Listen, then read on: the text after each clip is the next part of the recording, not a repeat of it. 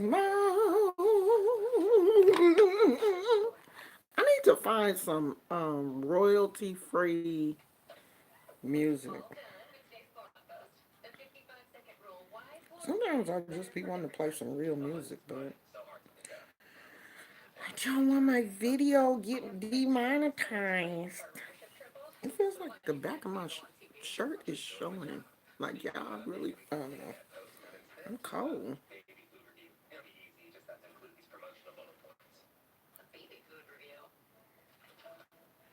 I'm cold. Y'all know I'm poor. I can't afford heat.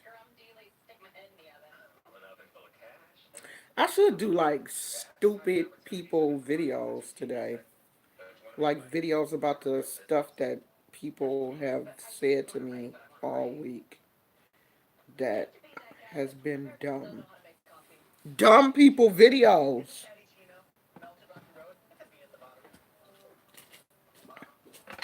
Now you go to court to school and there are no dumb questions. Yes, there are. And I think some of y'all are just trying to be dumb on purpose.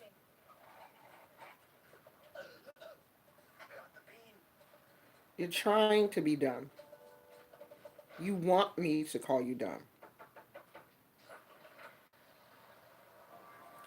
That's what I think. I think some people do stuff just to get your attention because they don't care if it's like good attention or bad attention.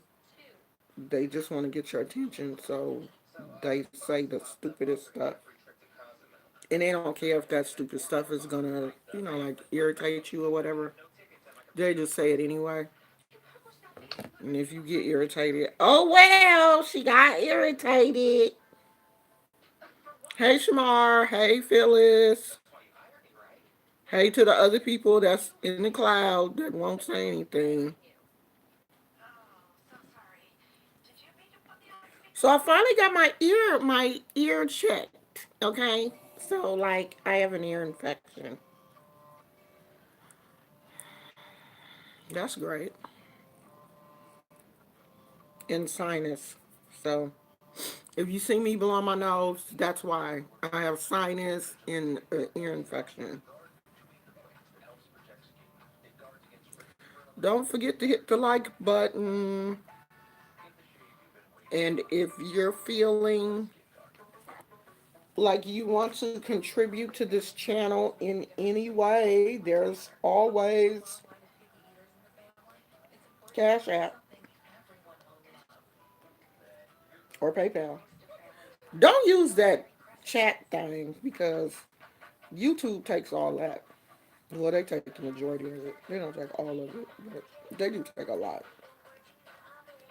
So I would prefer that people don't use that.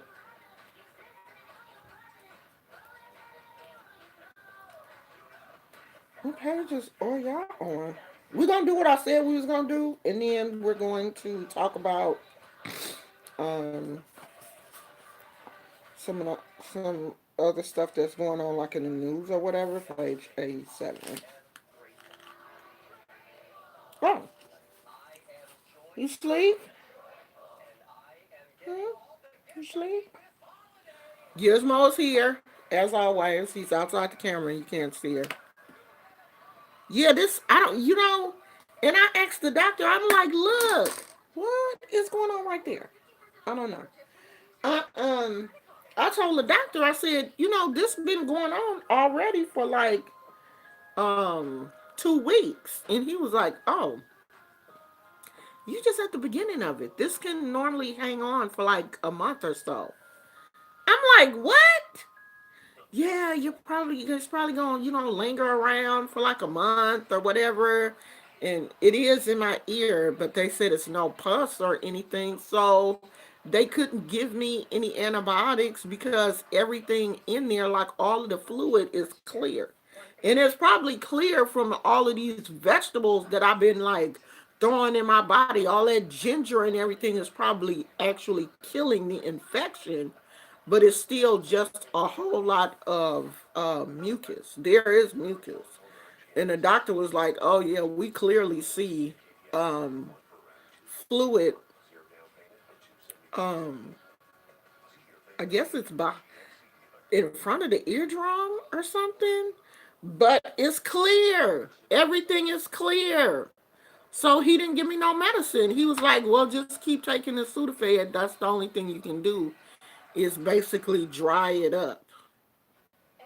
So I'm still suffering. I went to the whole hospital for nothing, basically. They could have told me that over the phone. Like my doctor was like, "Oh, if your ear, try to get an appointment," and I couldn't get an appointment, so I went in. He could have just told me that, "Girl, if it's only been 2 weeks, you got to suffer longer." So now I got to just sit up here and suffer for a whole month before this mess go away. Like, oh my God, that irritated me. And then I, my husband dropped me off on his way to work, and I caught Lyft back home. Why the Lyft driver I get didn't speak English, even the navigation that she used to take me home was in French. So when I got in the car, she was just kind of like, "Hello." Yeah, I don't know. She said it some kind of, like in French. I guess like she was trying to at least say hello in English, but I could clearly tell that this woman ain't speaking French. She did not say not one word to me the whole time. I'm used to the Lyft drivers at least talking. I needed somebody to vent to that I was mad because I didn't went to the doctor and they didn't do nothing. This woman wouldn't even talk to me. I'm like, you know what? She ain't opened her mouth the whole trip.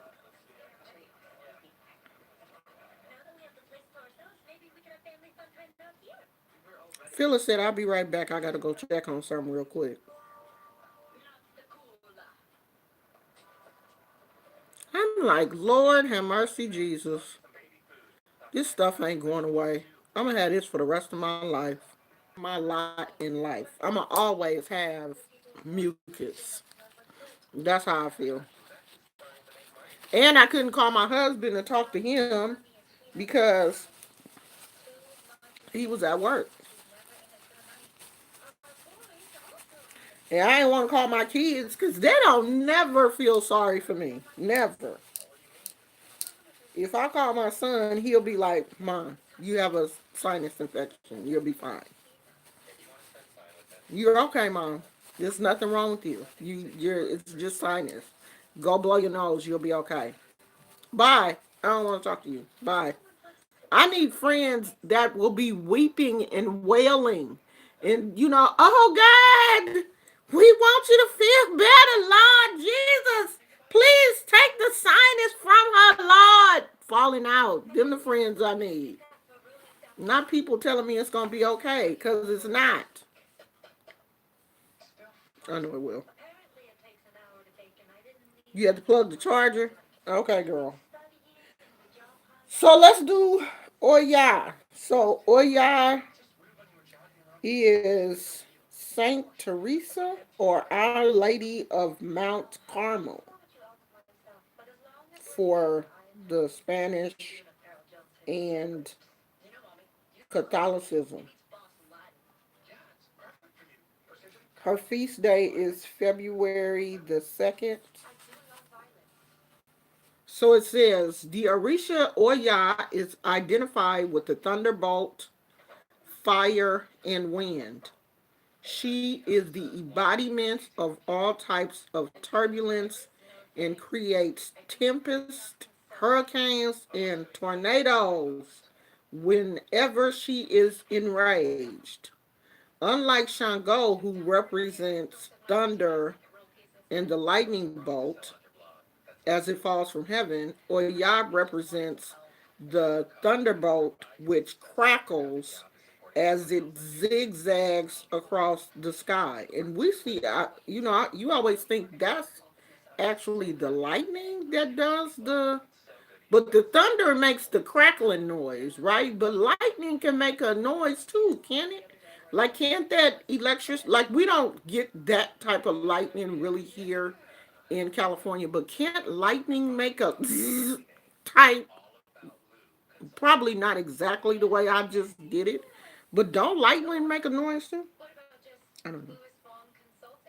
The difference between the two is that the lightning bolts fall down to Earth, while the thunderbolt simply explodes with violent electrical power, spreading its energy across the sky without earthing itself on the ground. Okay.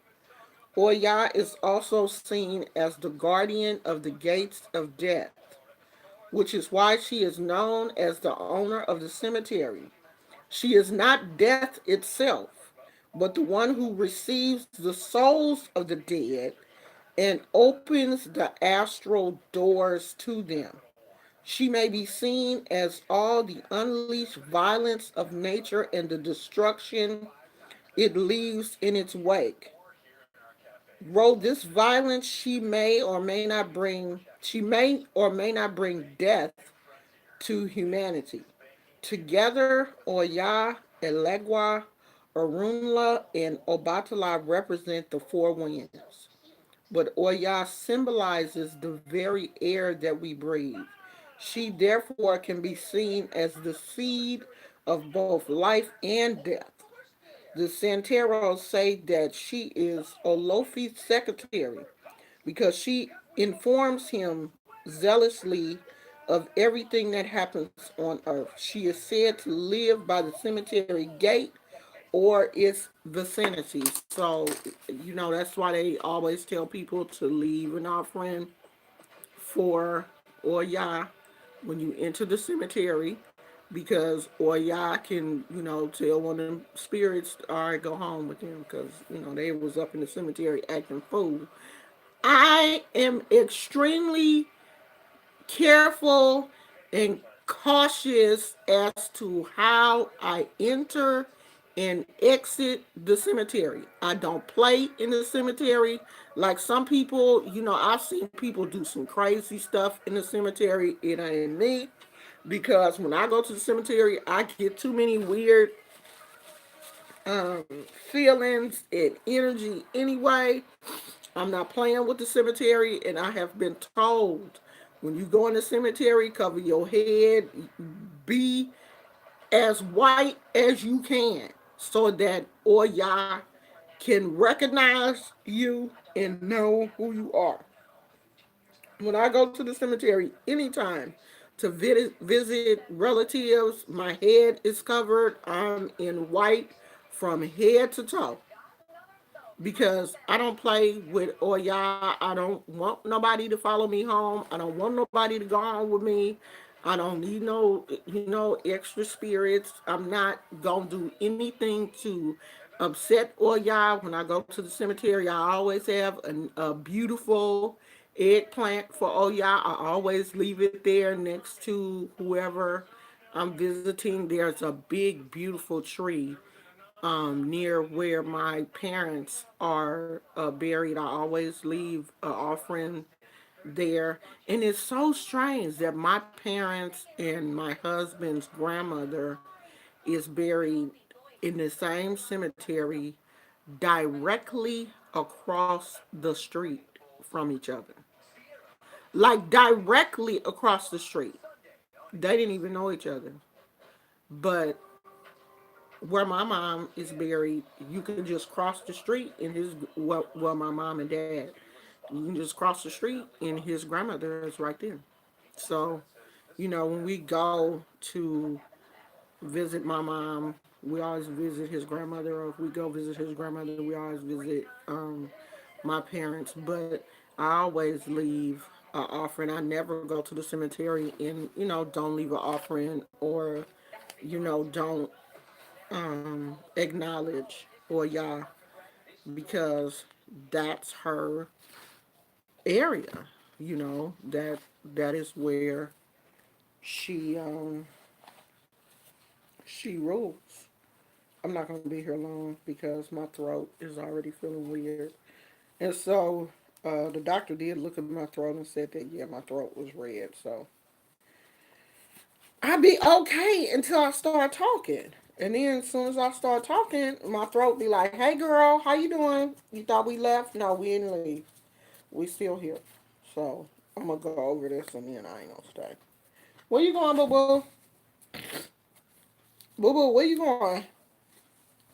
So I got on his nerves. He got up and left. Ooh, my eyes itchy.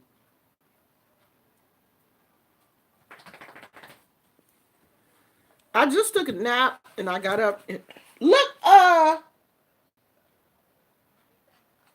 and I got up to get something to eat and I said, well, let me go on and make this video. Did y'all ask any questions?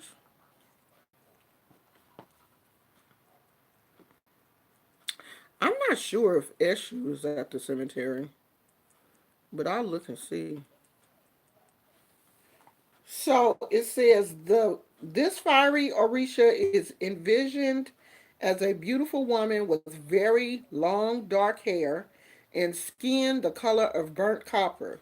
She is dressed in a wide skirt of 9 different colors and an overskirt made of dry palm tree branches with marigold fringes. I'm not really sure what that is. She wears 9 copper bracelets on her right arm and a multicolored bandana on her hair. And in one hand, she holds a black horse's tail with a handle ornamented with beads in 9 colors, which she uses to cleanse her followers. The implement is known as Afisa. I think that's how it's pronounced. Oya is a warrior orisha. She loves the battle. She is said to accompany Shango in all his wars and often fights with a sword in each hand. And y'all out here wanting Oshun on your team. And we got women warriors. Oya fights with a sword in each hand. Each hand. She out here wielding a sword. And all y'all, oh, I want to be Oshun because she's so pretty. I want somebody on my team like Oya. So we see that Oya has the black horse's tail and Obatala has the white one. Powers of the Orisha, Santeria, the worship of the saints. One of the best books you can have. All of the Orisha stories have come out of this book. Like I told you guys the other day, I don't want you to take my word for it. I want you to be able to go back and find it and read it for yourself. Okay? Because y'all don't believe me.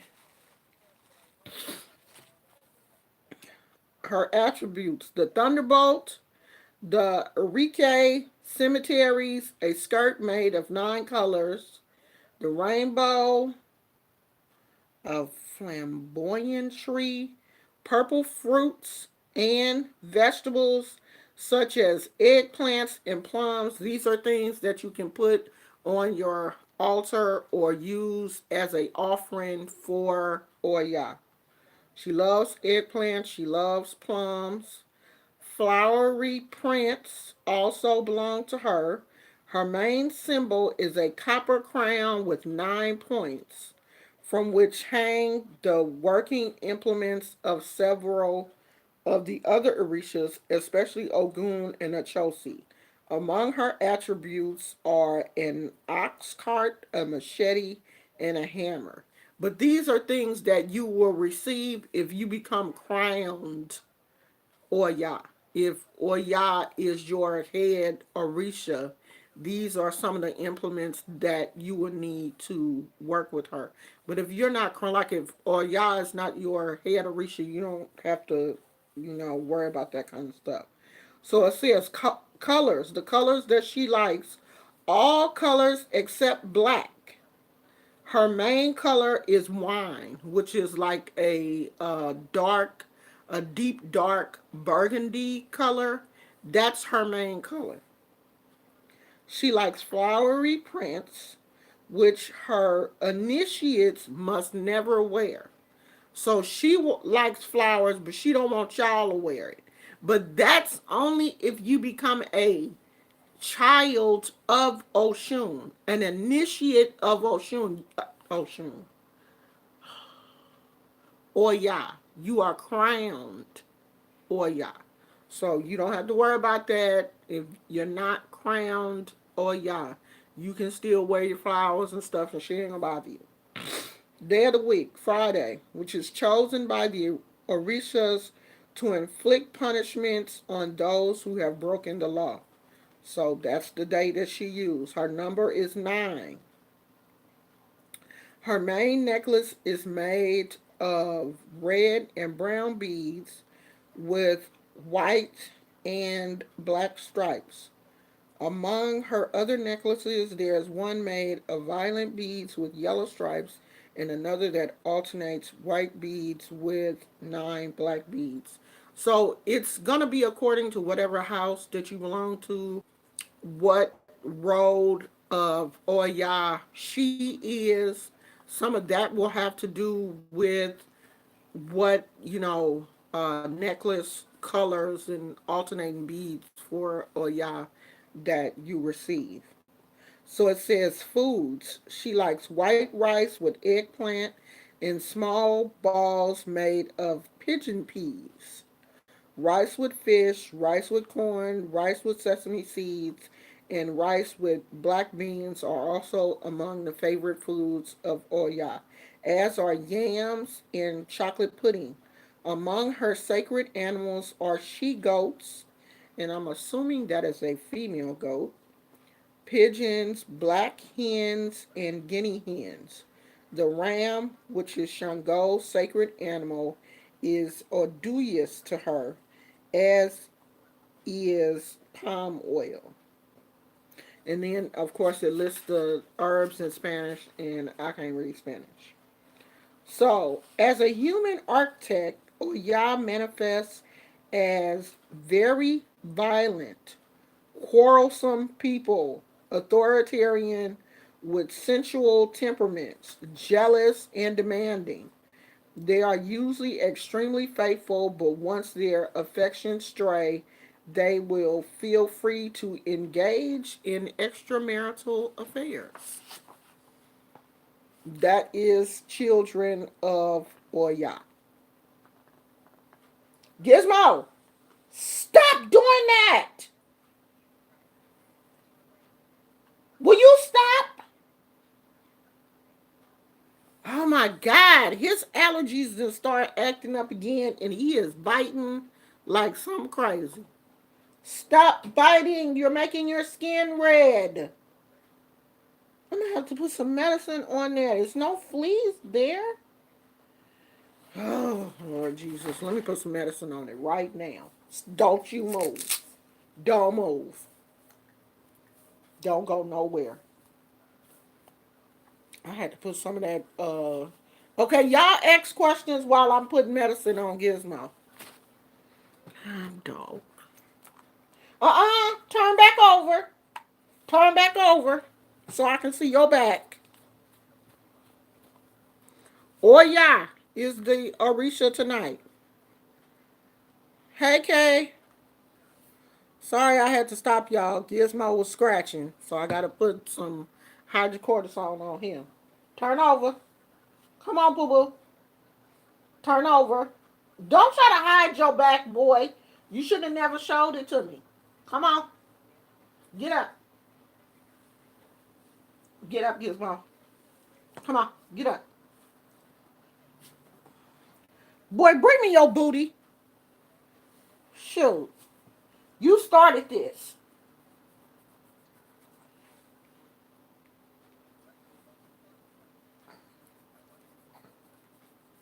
You really gonna just sit here and dig in your skin and think that I'm not gonna put nothing on there?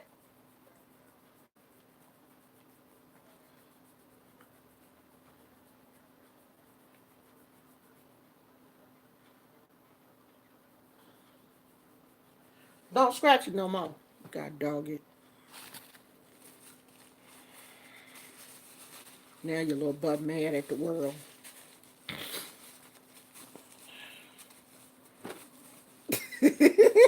You mad?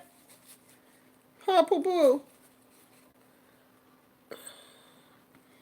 little Gizmo, he got a, I don't know, his allergies is me and Gizmo. Oh Lord.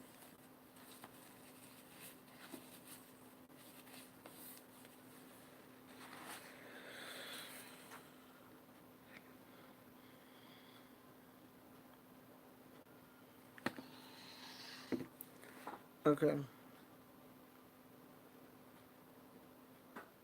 Angel said she's sending you some love, Gizmo. You never saw my tattoos before. How you missed that? Everybody that saw my tattoos, child. You like the first person that ever said that. Everybody know that I'm the tattooed granny. I got tattoos everywhere.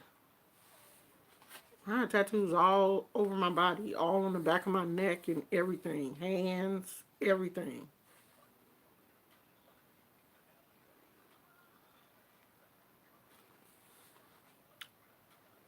I love tattoos.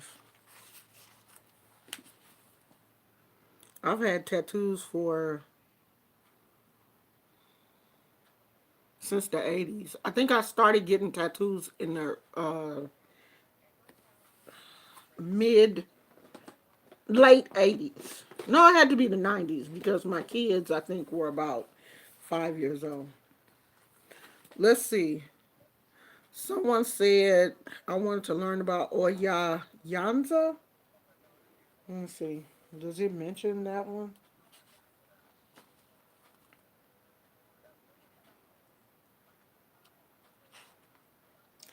Nope. That's the one thing. Let me see. Does it say? Oh, okay. No, it doesn't really talk about the different paths of Oya. Among the Yorubas, Oya is identified with the Niger River and as such is known as Odu Oya. Some traditions say that she originates in Oya, which I guess is in Nigeria, like Shango. In Santeria, she is also known as Yansa. So that is her road in Santeria. In some of her paths, she is known as Oya, Odu, Oya, Oya Funka, Oya B, Yanza, Eriri, Oya Midu, and Oya Obinidudu. Different. I mean, but every orisha has a different road of Oya. So whatever road of Oya you are, that information should come from your godmother because they're going to be the ones to tell you which Oya you are. So they should be able to explain to you what that Oya is and tell you where you can go to research that particular um, Oya, that relates to you. And I'm off the camera slightly because he is sitting in my seat, basically. And I'm such a good mother, I don't want to make him move because I don't want him to be uncomfortable. But I'm uncomfortable. So when you go through your initiation for Oya, it says Oya's mysteries are received by her initiates during the ceremony of the asiento inside a tureen of many colors. Among her secrets are 9 medium-sized black stones and a set of 18 cowrie shells for divination. Her initiation includes a ceremony in honor of the dead, the Egun, during which a special food known as something that I cannot pronounce, it is Ajiaco, is made with the head of a pig. Pigs are also present in the food offerings to the dead. 9 days before the initiation, the Yawo must be taken to the cemetery. This visit must be repeated 9 times. In the last visit, the Yahweh is cleansed in front of the grave with many colored flowers. After this, two black hens must be sacrificed to Oya in front of the flamboyant tree and in front of a wall. Only then can the ceremony of the Ascentio take place. Together with the terrain, the initiate receives Oya's nine-pointed crown and her nine copper bracelets. So before your initiation, and this is when you are crowned, when you become a priest or priestess for Oya. This is talking about the portion of the initiation, the portion of the ceremony that happens before the actual initiation. You having to be taken to the cemetery and all of these things. So becoming crowned, it's a long process. You know what I mean? It's a whole weekend process plus the week or whatever that you have to live with your godparents. Like you don't go home right after the ceremony. You have to stay with your godparents for at least 7 days because you are basically infant. When you become crowned as an orisha, you are reborn, a new person. You are a baby. Like your birthday starts that day. So you go through a year-long process as a Yahweh, and after that, you are a year old. So your birthdays, your Orisha birthdays, start all over again. You come through the birthing process. So you are a baby after you get crowned. You are crowned, you are a baby. So after you receive your crown for the Orisha, you basically start life all over again. Like my best friend, I think she 13 in Orisha years, even though she is in her 60s in regular years, she is 13. So you start all over again in life when you are crowned as an Orisha priest or priestess or whatever. Your life basically changes. I mean, it's an interesting process to, you know, see a Yahweh go through that, entire year of training and grooming. I mean, I could not imagine wearing all white for an entire year. And I think they take your mirrors. You can't look at your own reflection. Like your mirrors in your house have to be covered. I think your godmother like comes to your house and covers all of your mirrors and everything because you can't look at yourself. You're a baby. What do you need to look at yourself for? Plus, it ain't like you doing anything to your hair or whatever because you ain't got none. They shave all your hair off. So and plus, you're wearing, you have to cover your head at all times. Like, you got a scarf on all the time. You're wearing white every day. Your clothes are basically picked out for you. If you're a woman, you have on, like, the peplum or white pants underneath a long white skirt with a white top, with a white jacket, with a white shawl over that. Everything you have is white. Your purse, everything. You're out when you're out. You normally Yawos are not out by themselves. Like if you got to go to work, you can go in the religion, but not by themselves. And I just don't know if I think that was one of the things that kind of took me when I met somebody that was a Yahweh, and at first I didn't know what was going on. I want to be all up in her business. Like, why you wearing white to work every day, girl? You gonna get dirty? Cause we were working with kids. We were working at a group home, and I was like, "You don't care about getting dirty?" I'm like, "Girl, you must stock and bleach." I'm just being funny, cause I didn't at the time didn't know anything about the religion. And she told me, oh, this is for religious purposes. And then I was like, oh my God, like, I'm so sorry. I didn't mean to, disrespect you or anything like that.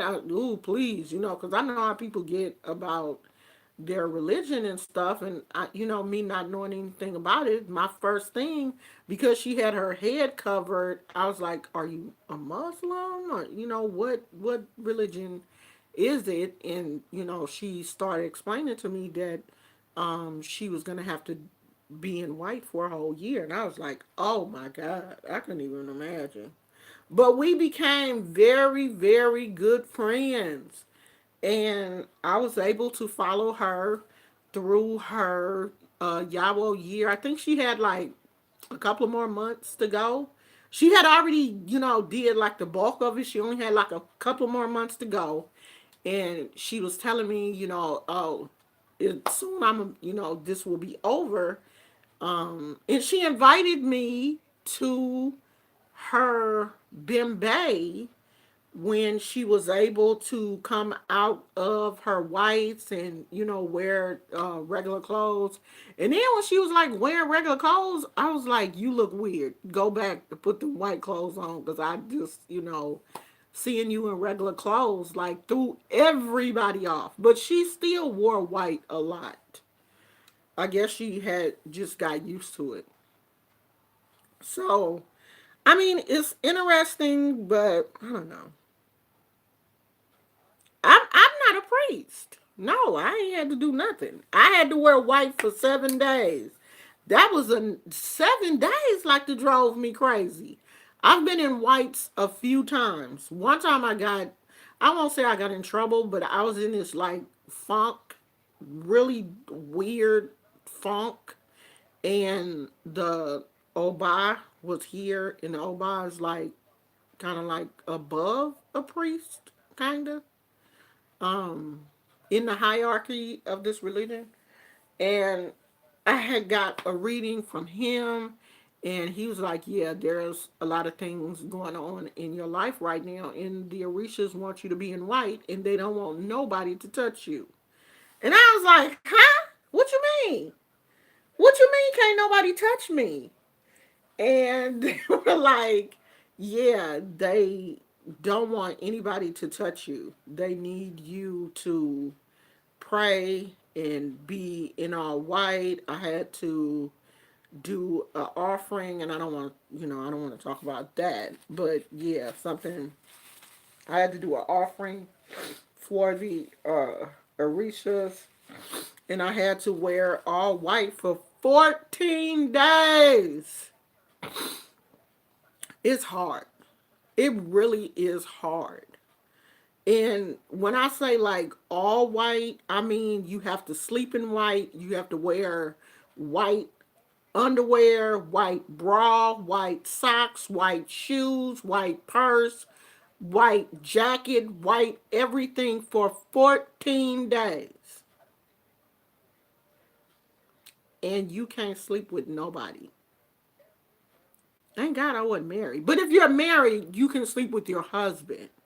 But if you're not married, you can't sleep with your partner for 14 days. I did it, but it was difficult. I'm not gonna lie. When when those type of things come up, I mean, I that's why I couldn't imagine having to do that. I guess after a while though, you get used to it. That's your wardrobe. You take your other clothes out your closet and just you put your white clothes in there. But that's the thing though, that she told me that she knew that was coming. So in preparation for being crowned, you are purchasing all of this white stuff. You know, your bed sheets, your pillows, your bath towels, everything. You're buying that stuff. You're buying pants, underwear, socks, bras. Everything that you put on your body has to be white. I gotta sneeze.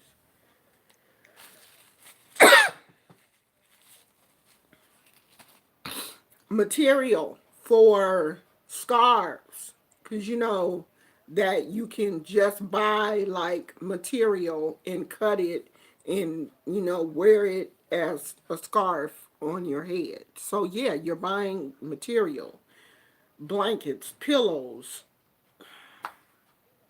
towels, face towels, bath towels, all of this stuff. Everything that you use has to be white. Your plate, that you eat off of. You only get a plate. You get a plate, you get a cup, and you get a spoon that you can use for the whole year. So you can't go to somebody else's house and eat off of their plates and stuff during your Yawo year. You have to eat off of a plate and a cup and a spoon that was given to you by your godmother and prayed over. That's the only thing you can eat with for an entire year. So everywhere you go, you got to carry that plate, that cup, and that spoon, because that's the only way you can eat. It's just so many little minute things in this religion that you have to do when you're going through your Yahweh year. And it teaches you, it teaches you respect, it teaches you tradition, it teaches you how to, stick with one particular thing. You're learning so many lessons, and you got to do what they tell you to do because you're a child. And so you have to listen to your godparents. I mean, that Yahweh year basically takes you out of everything that you have learned and, basically turns you into a different person, a new person, a new person in the orishas. I, Shamar, you are not the only one. I do too. I am just like squirrel. I'm literally all over the place. I'm all over the place. But my godmother had already told me before um, I received my leques, you're going to be in white for 7 days. So your god sister, one of my god sisters, took me shopping and told me like what to get, what I was gonna need for like the 7 day process, like how many pairs of pants, how many skirts, a jacket, pajamas, um like I got all of these things. Plus I had to have an outfit, a new outfit after um after you're washed. When you receive your leques, you have to have a new outfit with the tags and everything still on them so that your godmother knows that this stuff hasn't been worn before. It has to be brand new. You bring that outfit to your initiation when you're receiving your leques, and then they after you're washed and prayed over and all of that stuff, like your god sisters come in and they do your hair. They if you want makeup, they'll do your makeup, and then they dress you, and then they bring you in front of everybody, like all your everybody in the house is waiting, in this, like, they were waiting in this room, and then they bring you out in front of everybody, and they're hugging you and basically welcoming you to the family.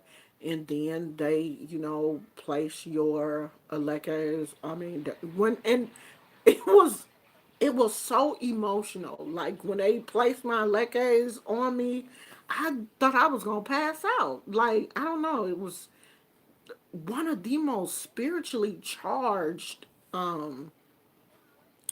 things that has ever happened to me. I mean, it was a really, really beautiful experience. After you receive your leques, you're prayed over, and you're welcome to the family, and all this kind of stuff. And then it's a big party. I mean, food for days. Like, they serve you. You're just treated like a princess, or somebody for the day. And what else was I do? Oh, before you leave, your godmother like does something to your head. I can't tell you that part. And then they put your scarf. They tie your head up, and you have to leave that tied up on your head, I think, for 2 days, and then you take that off, and then you tie your head back up, because you can't go out without your head covering in all white for 7 days. And then, during that 7 day period, your god sisters and your godmother call and check on you and make sure you're okay and all that kind of stuff. But at the time, my godmother owned a Botanica, and my god sister, who was like, well, I don't want to say was, because we still best friends, were best friends at the time. I would go over there to see her, and so I did get a lot of attention from my godmother, because I saw her often during my yawo, during my 7 day period. I saw her probably almost every day. So I did get a lot of attention from my godmother, and I got an extreme amount of attention from my god sister. So, it wasn't one of those situations where I ever felt alone in this religion like I do now, because I'm not part of a house. And my god sister moved to Oklahoma because her mom is getting older, and she wants to go back to Oklahoma to take care of her mom. So she does come out here a couple of times a year. As a matter of fact, she was just out here not too long ago. But yeah. Yeah, I mean, I really do. Because after you come out of it, after you really realize, I can do this, I did that. You know what I mean? Like, I really wore all white for 7 days, and then turned around later and did it for 14 days. 14. All white for 14 days. Even when you lounging like around the house, you had to be in white. You had to sleep in white. Everything. And I did it. And that weird energy and stuff that was swirling around me left. It stopped. That funk that I was in. And what's crazy is, after I went through that 14-day period, me and my husband got together. It was after that period.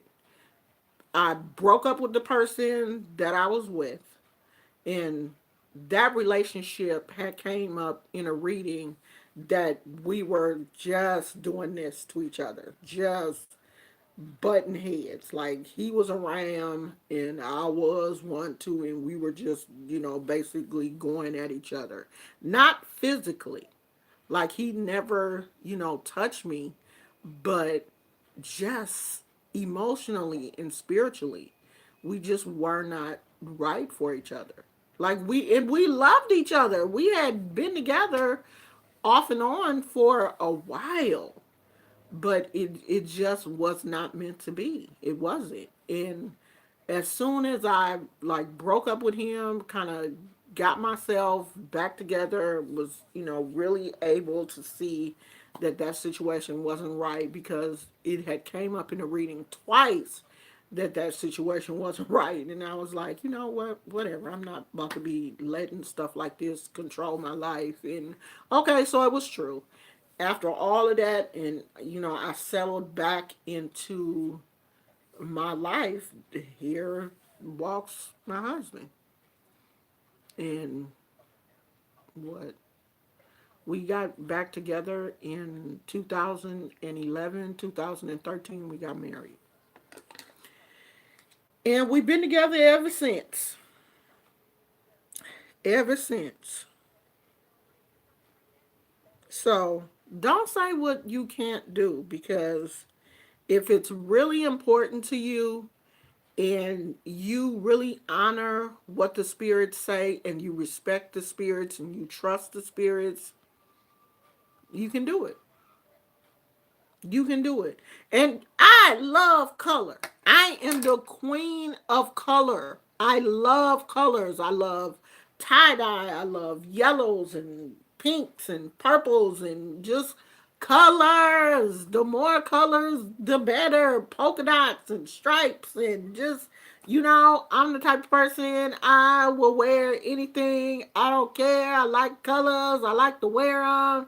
I love my tie dye. I'm be tie dye down and all this kind of stuff. And going from that girl to all white was like, oh my God. But the strangest thing about that, when you see somebody in all white, people leave you alone. When you're walking down the street and your head is covered in white, you're in all white, people give you a wide berth. They ask you questions. Like, I've had so many people ask me, was I Muslim? Is the, what you doing? And all that kind of stuff. People do. They leave you alone. That's one thing for sure. They either gonna ask you a whole bunch of questions or leave you alone. Don't don't get upset about me blowing my nose. If you missed that part, I got a sinus infection, okay? From the doctor. The doctor. The real doctor. I didn't just make it up. Hey Franco McCoy. Hey Phoenix. Hey Casey. Shamar said, I'm not gonna lie, I'm too vain to have my hair cut off and too sheltered to live in someone else's house for too long. Me too. I've been growing my hair too long to get my hair cut off. And the crazy thing was, when I first got into this religion, I didn't have dreads. No, I didn't have dreads. I hadn't started my dreads yet. I was wearing like fake ponytails and extensions and stuff. And so when I went to my ceremony, my godmother had already told me, you can't wear your extensions. So you're going to have to come to us as your normal self.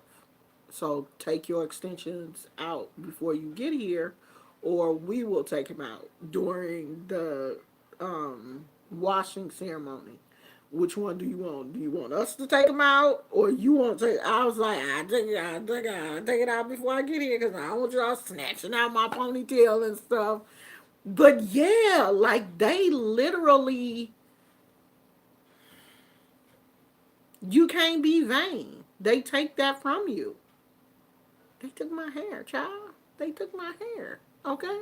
No, I left my hair here because I didn't want them to take it. And I couldn't put it back on until my 7 days were over. So you got to, just be natural. You gotta be who you are for 7 days. I mean, I think after a while you just get used to it. I really do. I think it just becomes natural. I think the only thing that's stopping me from doing it now, I think I could cut my hair now. I really do. I think I could cut my hair and just let it, grow back or whatever. I think the only thing that's really stopping me now is finances. If I had the money, I probably would just go ahead and do it. Yeah, during the year you can let it grow back. But can't nobody see it because your hair is gonna be covered. Even as a man, you have to wear your hair covered too. Um, they teach you how to tie your scarf, so that you won't look feminine. They teach you how to tie your scarf. And a lot of the I saw a male Yawo, he had like his scarf on, and then he had like a little white Kango. He would like rotate his hats. He had like a little white Kango, or what they call them, little sniper hats. And he had like white baseball caps, all white baseball caps, all white Kango, all white little sniper hats, but you had to have your scarf underneath that. So they teach the men, how to dress. And it's more simple for the man because all you had to do is put on a pair of white pants, a white shirt, a white jacket. But the women have to wear pants, skirt, shirt, jacket, shawl, hair thing. I'd probably be sweating to death and all that stuff. Cause I'll sweat in a minute anyway. I just cut mine. I just cut half of my locks because they got too heavy.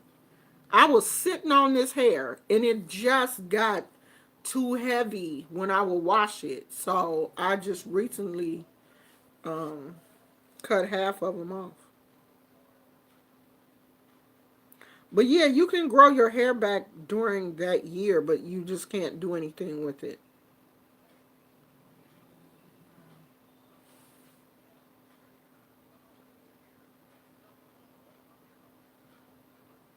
This boy sit here snoring.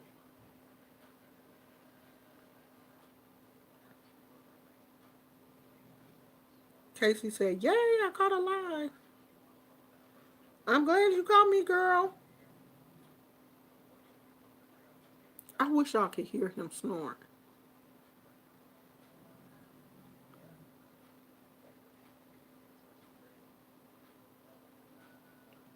Phoenix says someone gave me a reading and called her by two names. Who?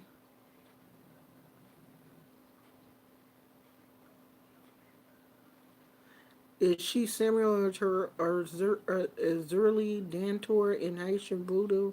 I'm not sure. I would have to look it up.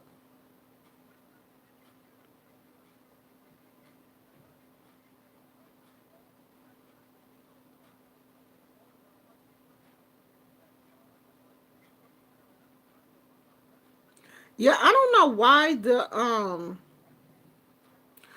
know why the videos, I don't know what's up with that buffering thing because we have really great internet and this is the only time that it ever buffers. And I have deleted the YouTube app and restarted it on both of my devices and it still does it. So, I don't know. Okay, let's read the story because someone did ask, was she married to Ogun? Was she married to Ogun at one point? So let's read the story. It says, there are many legends surrounding the tumultuous Oya. She is Shango's favorite concubine. I hate that word. So yes, her. Who wasn't in a relationship with Shango though? God dog. Although she shares his affections with Oshun and countless others, we know Shango out here getting it in. Some stories claim that she is the mother of the Ibejis, which is the divine twins. That was what everybody said that um, Beyonce had. People were saying that Beyonce had twins, a boy and a girl, because that is the Ibeji. The Ibeji is a twin. Is always twins that are born male and female. They are divine babies. Those babies are always revered more than twins, same sex twins. Like if it's two boys born together or two girls born together in Africa, is that's like, oh, okay, they had twins. But if you have twins and it's a boy and a girl, they are considered magical twins. They are very special. And I know when they said that Beyonce was having twins, I said, watch it be a baby. Watch it be a boy and a girl. And that's exactly what it was. Because the father is Shango. Although she adores Shango, whom she often accompanies in his many battles, she sometimes has violent encounters with him, invariably caused by his roving eye, because he be out here cheating. The result of these skirmishes between the two orishas is always an impasse because their strengths are equal. The Santeros say that when Shango wants Oya to toe the mark, he shows her the head of a decapitated ram, the only object of terror for the wind goddess. Likewise, when Oya wants to frighten Shango, she presents him with a skull, the one dread of the thunder god. According to one of the legends, Oya became very furious with Shango's ability to spout fire through his mouth and nostrils. Can you imagine having a boyfriend that can spit fire through his mouth and nose? I don't want him.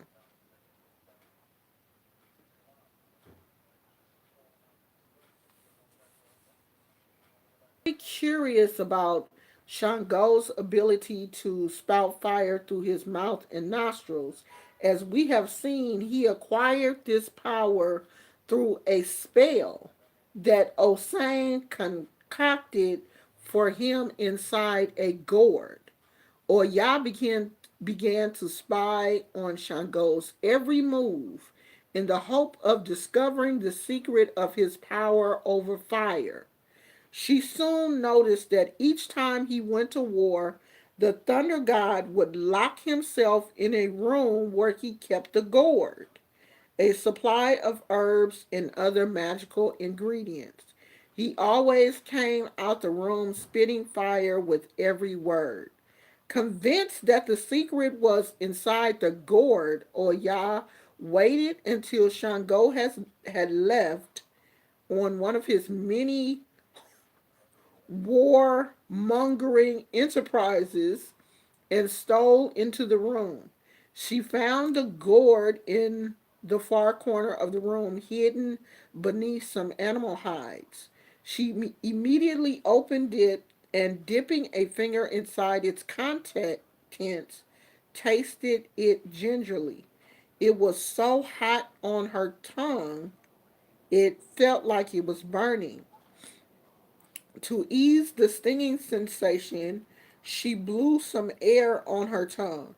All at once, a gigantic volley of fire ensued from her mouth, setting fire to the entire room.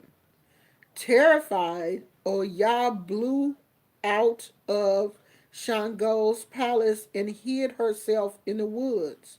But it was not very long until she was found by the furious Orisha, who wanted to exact a severe penalty on her for having stole his secret.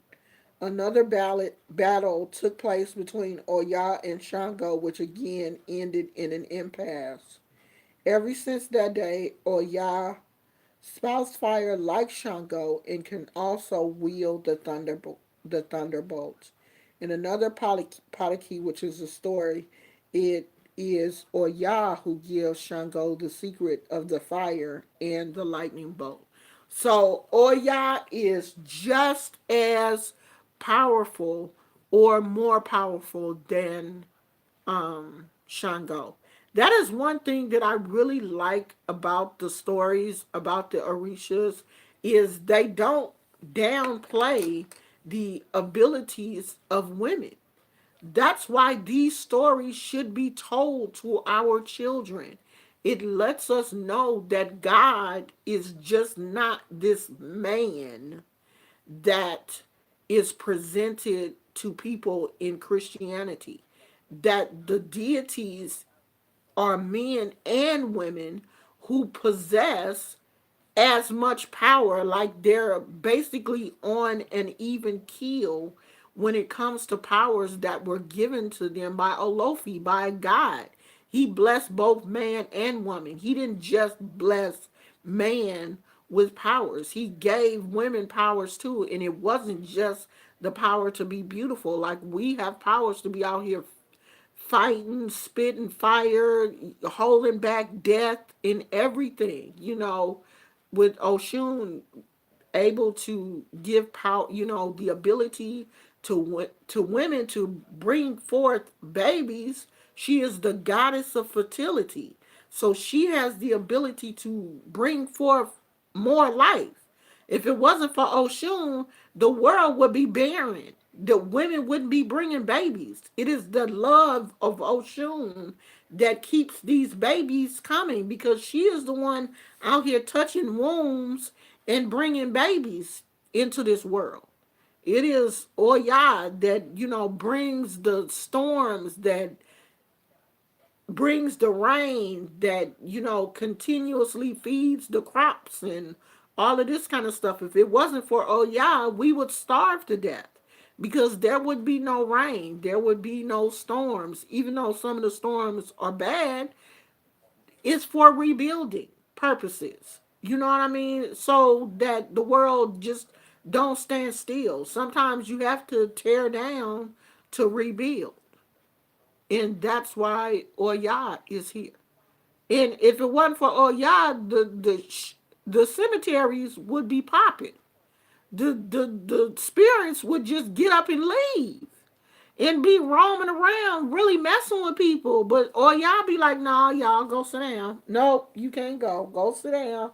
She is at the gate, keeping all the spirits in the cemeteries instead of roaming around on the streets and stuff. Like Halloween, you think Halloween is lit with little goblins and ghosts walking around with little kids. No, it would be popping for real if or y'all decide, you know what, y'all gonna do what you want to do. I ain't trying to keep y'all here today. No, she keeps all the spirits in the cemetery. Every time somebody die and they drive through that cemetery gate with that brand new body, or y'all jumps in the hearse and be like, check this out. I don't want no problems from you. When they put you in that ground, I need you to stay there. Okay? Don't bother nobody, and ain't nobody gonna bother you. Have a nice day. And she going on about her business. She is the one that keeps this earth to a point where we can all coexist here together, and the spirits don't get up and wander around and be all out the cemetery and stuff. You don't have to worry about that, because Oya got all that together. So don't think that it's just the male Orishas out here with all the powers and they out here fighting all the wars and doing no. Oya out here too. She is about that life. Oya out here bringing the smoke. She not playing. She can spit fire out her mouth. Okay? She like a dragon. Read the stories about these orishas so that you will know how powerful they are. Stop living that life where I want to be Oshun. She's so pretty. No, I want Oya on my team. She will blow fire and blow your butt up. She like, the dragons on Game of Thrones. That's who I like.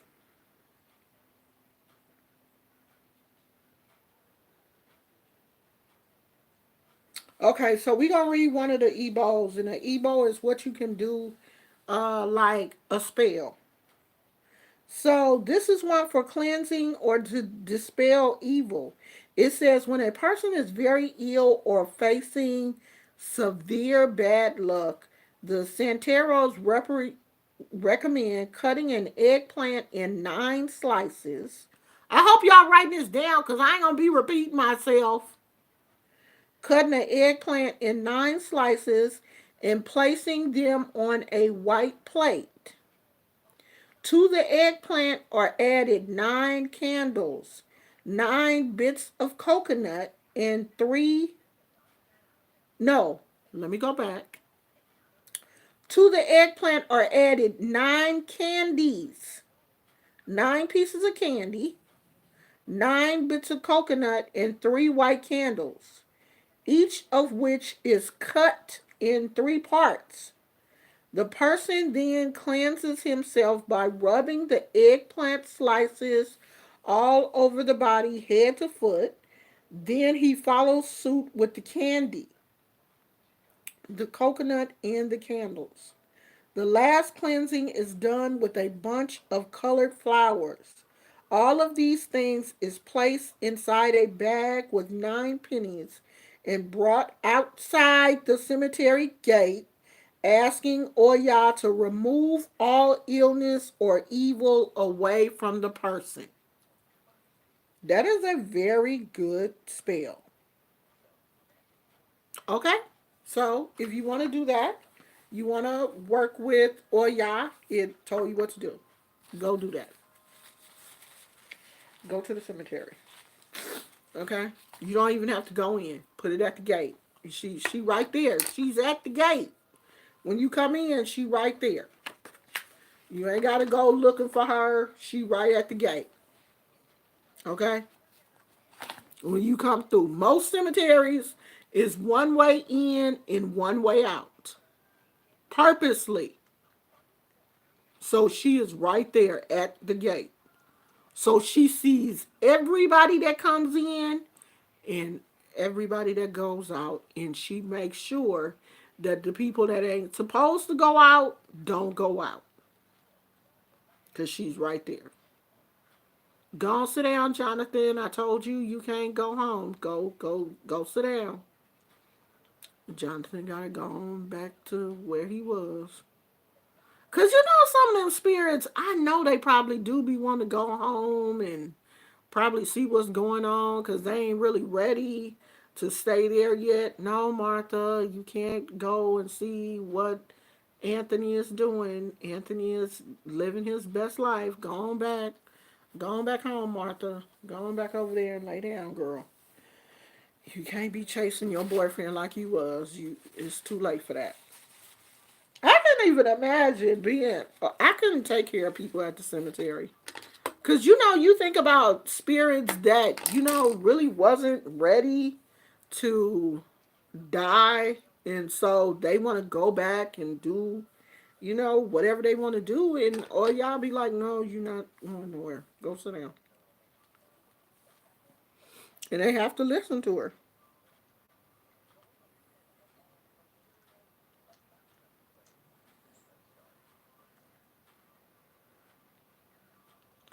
So that's that.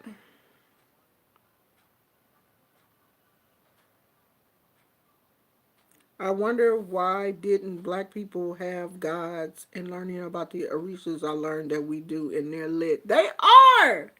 They are lit. We out here for real. Like we representing. Everything, all of the things in nature are represented in our orishas. The wind, the rain, thunder, lightning, everything. So when you see those things happening, when you see tornadoes or hurricanes going through places, you be like, up, they go, oh yeah. When it's thundering and lightning and stuff, you be like, up, here comes Shango. You see them. When you go and you give thanks at the river or you go to the ocean, you like, oh, Olokun,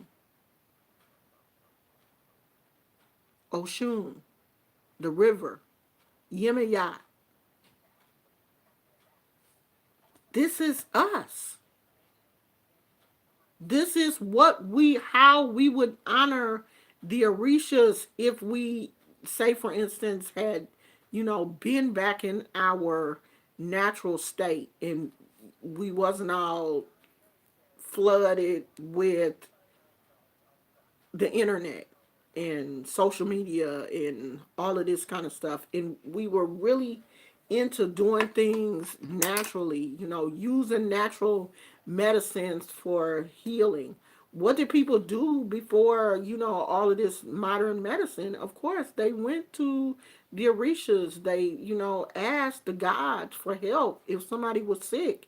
You didn't just rely on modern medicine when people were sick. They, did cleansings and did offerings to the Orishas, even if they knew that that person was going to die, they knew that they were sick and they were going to die, they still asked the Orishas to all of that happen. Now we just got to the point if somebody is dying of cancer, we just, oh, well, they dying. It don't make no sense for me to pray. No, you still have to pray. You still have to ask the Orishas and ask God that their transition be light, that they don't suffer. Because a lot of these diseases, when people are dying of cancer, it's not pleasant. These people are suffering. Like the doctors can only, give them so much medicine and pray that they're not in pain. But yeah, they're in pain. They're sick. So you have to ask the Orishas to come there and help them and make their transition light. You know, we have to go back to doing that.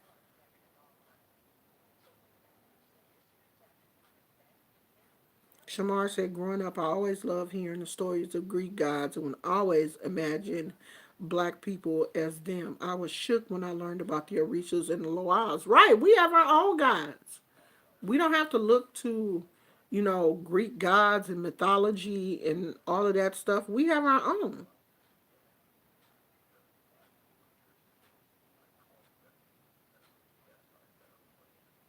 Karis, Karis Sunflower asked, how was the past retrograde for you? I don't know. I don't really trip off of that kind of stuff. I really don't. I mean, every now and then I will be like, oh, okay, well, we just went through a retrograde, but I don't know. I try not to, you know, allow those things to really affect me like that because a lot of people are like, oh, we in a retrograde now, so everything that happens is related to the retrograde. No, some of the stuff that happens is just related to the fact that, you're either like a mean person or you're negative or whatever. So I try not to allow. I mean, I know that certain things do affect us emotionally and spiritually, but I try not to blame everything that is going on or the way I act to, oh, Mercury is in retrograde right now, or this is in retrograde. Oh, that's why I'm acting like this. Nah, I could just be acting like that because I'm just in a bad mood or whatever. So I don't know. Like that's why I really don't keep up with, you know, how the planets are aligned and stuff. Like I do keep up with like the phases of the moon, but not really how planets are aligned and stuff. And I'm not really into. I think people that really do that are people that are really into astrology and stuff, and I'm not really into astrology seriously like that. So I really don't. I can't say that I really care. Like some people take it, really seriously, but I'm one of those people that don't. And if you do, then, that's great for you. I know a lot of people do. I just don't. I can't keep up with all that stuff. It's too many retrogrades. Like, the moon phases, the planetary alignments. It's just constantly moving, and I can't keep up with all of that. I can't keep up with all of that movement. I can't keep up with um all of that stuff that's going on. It's too much stuff. So that's how I feel. So it's 10 o'clock here in California. I got a lot of nerve because I know it's like super late where some of y'all are. I got the audacity to be like, it's 10 o'clock, it's late, I'm going to bed. It's 10 o'clock and I am going to take some more medicine and go back to bed. Because I told the doctor, he was like, are you taking the Sudafed? And I'm like, yeah, I'm taking it at night and I don't really want to take it during the day. Jeff, I'm not your big mama. Okay? I don't know if you playing with me, but you about to get blocked, sweetheart. I ain't your big mama. I don't know you. So don't try me like that. You might want to try your own mama before you try me. Some of y'all be just coming on here playing with people. It'll probably be better for you to try your own mammy before you try me. Okay? That's who you don't want to try. Call your mammy and tell her hi while you want to come on here clowning me.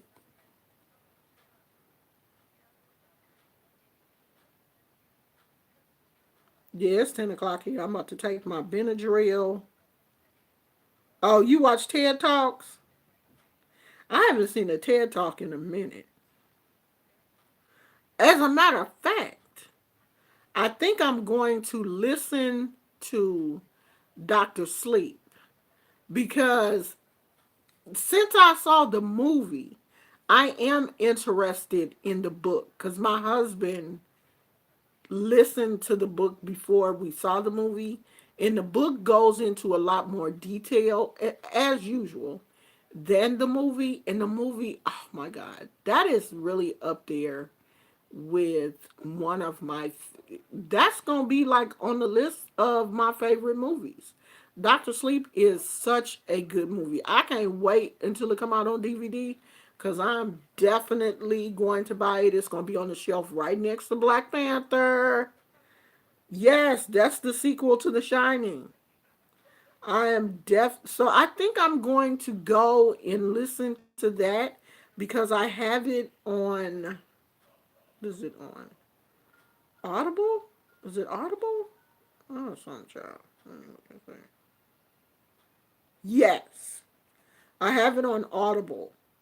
So I think I might start that and listen to that because I need something to do.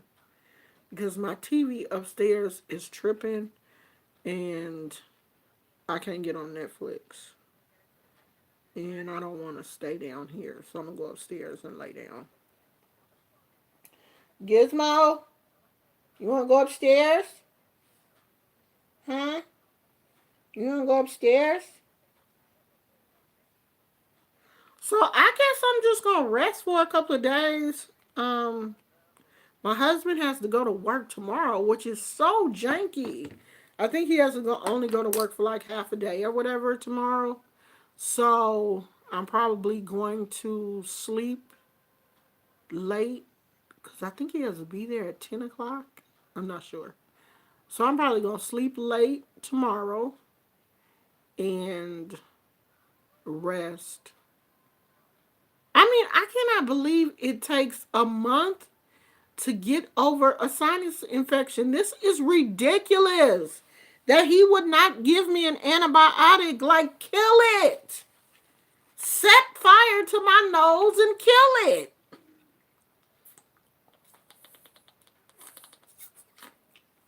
It's ridiculous. Why do I have to deal with this for a month? It's already been 2 weeks. Go away. And nothing will make it go away.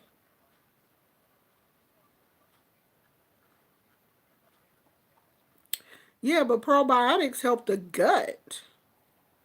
They ain't gonna help your sinus. It's got to, the doctor was just basically, it's like it's got to run its course.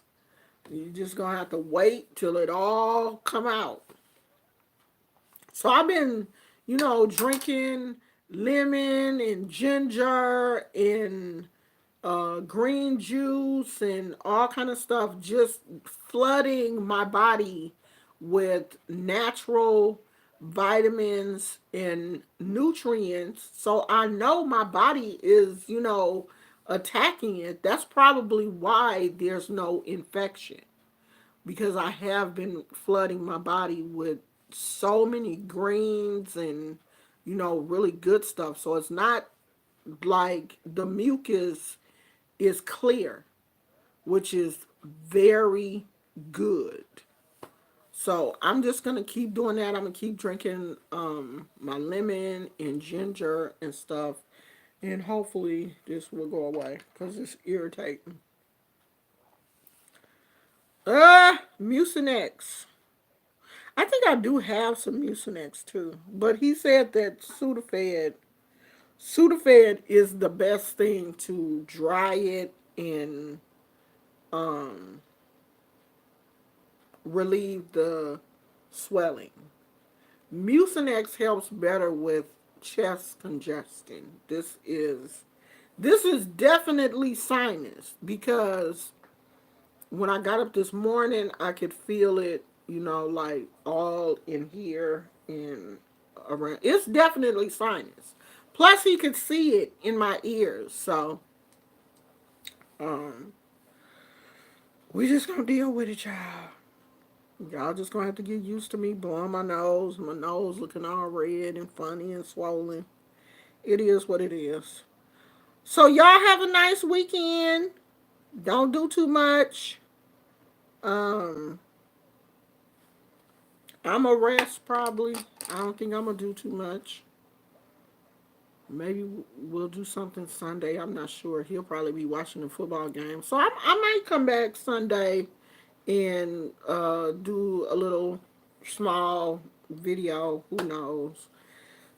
But y'all have a nice weekend. I'm finna go. I had got some nachos earlier today from this little place, this little Mexican restaurant.